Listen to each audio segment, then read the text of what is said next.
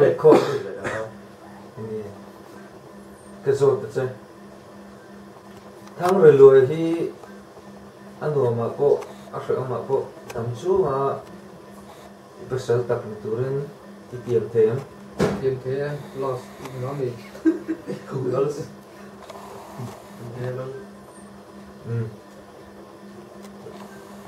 tập cũng tụi nó chuẩn cũng khát anh lâu anh này chúng ta anh lâu tiền ta cũng khát anh ta thì nó sắc tê khác anh tiền ta thì khác ai khéo đâu thì cũng khát anh lâu thì ta thì em tiền mà đấy yêu đi bún thì tiền lâu tất cả tôi cho cũng khát anh ta tiền tiền nào dùng bún cũng khát anh ta tiền nào dùng bún tiền mà nó này nó sẽ là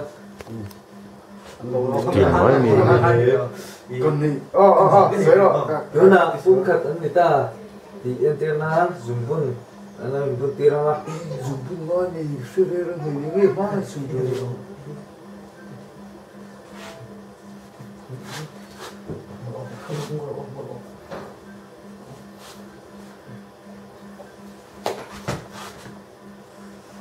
người cái nó cũng biết thế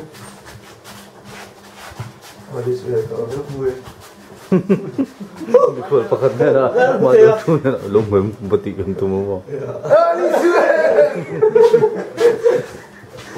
chơi nanti hekat pedon ni kata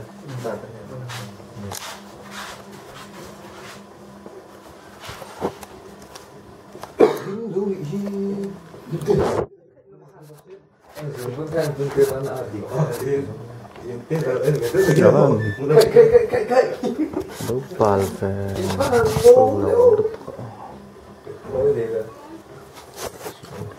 teg lên Pek lên lấy cái